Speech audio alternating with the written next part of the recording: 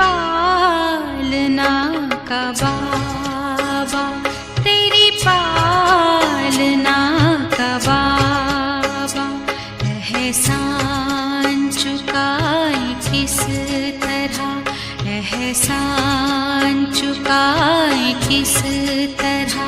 तूने प्यार से जो पाला, तूने प्यार से जो पाला, शब्दों में गाए किस तरह।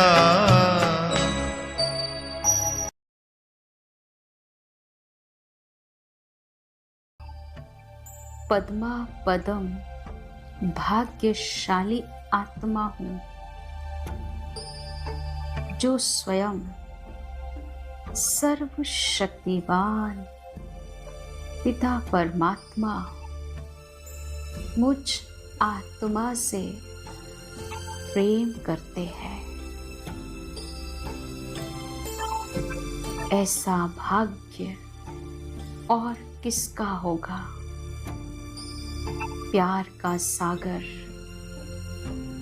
मुझ आत्मा से प्रेम करता है।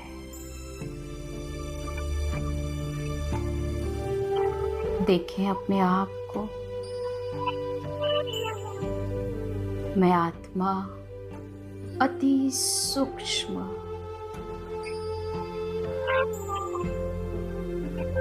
मैं भाग्यवान आत्मा हूँ।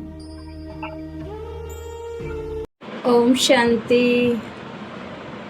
आज हम बाप दादा की नेक्स्ट अव्यक्त वाणी की चर्चा करेंगे, जिसमें बाबा की नेक्स्ट वाणी है 21/1/1970 की वाणी है, जिसमें बाबा ने बोला अब नहीं तो कब नहीं, ये वाणी है।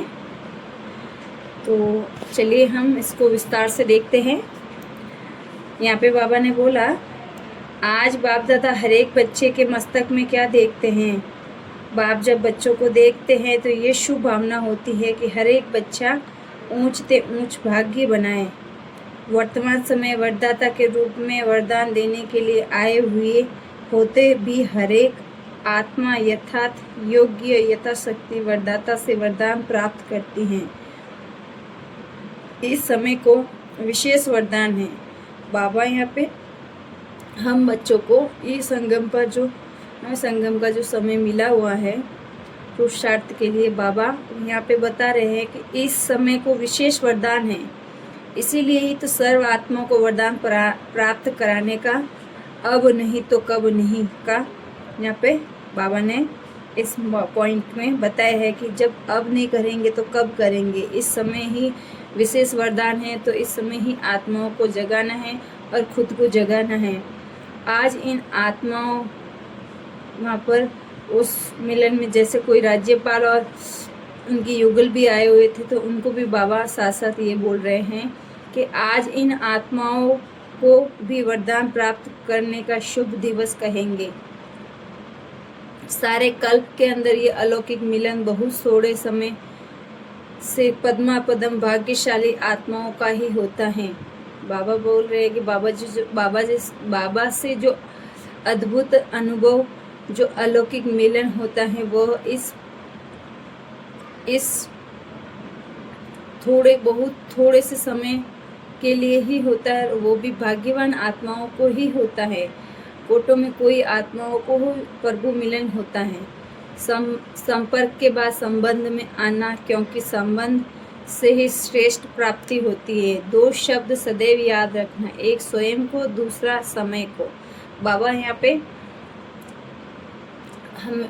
हमें यहाँ पर संबंध के रूप में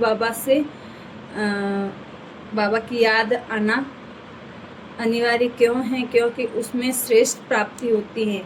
और उस संबंध के आधार पर ही बाबा यहाँ पे हमें सदैव दो बातें याद रखने के लिए बताते हैं, एक तो स्वयं को और दूसरा समय को याद रखना। ये दोनों चीज़ें बाबा अटेंशन दे रहे हैं कि दोनों चीज़ों पे हमें अटेंशन देना है, एक तो समय और दूसरा स्वयं पर।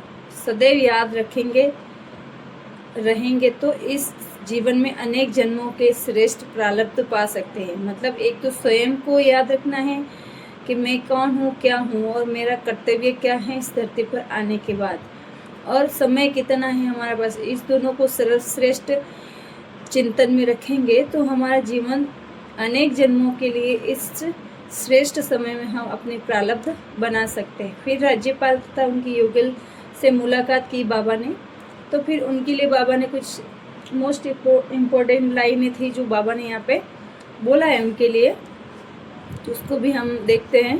बाबा ने बोला कि असली घर, अपने असली घर में आए हुए हो ना, ऐसे महसूस करते हो। अपने घर में कितना जल्दी आना होता है मालूम है, जैसे ड्यूटी से ऑफ होने के बाद अपना घर याद आता है, इसी रीति अपने इस शरीर निर्वाह की ड्यूटी से ऑफ होने के बाद अपना घर याद आना चाहिए। संबंध को बढ़ाना है, एक संबंध को बढ़ाना, दूसरे अर्थात इस संबंध की आवश्यकता समझने से अनेक प्रकार की आवश्यकताएं पूर्ण हो जाती हैं। सभी आवश्यकताएं पूर्ण करने के लिए एक आवश्यकता समझने की है। फिर बाबा ने बोला कि एक संबंध बढ़ाने से अर्थात इस संबंध की आवश्यकता समझने से अनेक प्रकार की आवश्यकता पूर्ण हो जाती है। सभी आवश्यकताएं पूर्ण करने के लिए एक आवश्यकता समझनी है। जैसे शरीर निर्वाह के लिए अनेक साधन आवश्यक समझते, वैसे आत्मिक उन्नति के लिए एक साधन आवश्यक है। इसीलिए सदैव अपने को अकाल मूर्त समझते चलेंगे तो अकाले मृत्यु से भी पर अकाल से सर्व समस्याओं से बच सकेंगे। बाबा ने यहाँ पे मानसिक चिंताएं होती हैं इंसान को, उसके बारे में भी बाबा ने यहाँ पे बहुत अच्छी रीति समझाया है कि मानसिक चिंताएं, मानसिक परिस्थितियों को हटाने का एक ही साधन है, वो है बाप की याद, मतलब भगवान की याद ना, उनसे ही सारी चीज़ें हट सकती हैं। यहाँ पे बाबा ने फिर आगे बताया कि सिर्फ अपने इस पुराने शरीर के भान को मिटाना है। जैसे अपने को देह का भान रहता है ना, वो भान ही हमें सब चिंताएं, मानसिक परिस्थितियाँ, इन सब चीज़ों के अंदर इन्वॉल्व होने का साधन होता है। तो हम इस शरीर के भान से पर रहते तो हम शरीर से रिलेटेड जितनी भी हमारी परिस्थितियाँ, चिंताएं होती हैं वह सब हट जाती है, क्योंकि हम देह अभिमान में नहीं होते हैं। इस देह अभिमान को मिटाने से सर्व परिस्थितियाँ मिट जाएगी। देखो बाबा ने भी यहाँ पे बोला है कि इस देह अभिमान को मिटाने से सर्व परिस्थितियाँ मिट जाएगी। अब कुछ पूछने का राह हो नहीं, सिर्फ संबंध में आते रहना, सभी से मिलने के लिए फिर आएंगे, अब नहीं, अब सभी से छुट्टी। बाबा ने यहाँ पे फिर उसके बाद छुट्टी ली सब बच्चों से, फिर बाबा वापस वतन में चले गए। ओम शांति।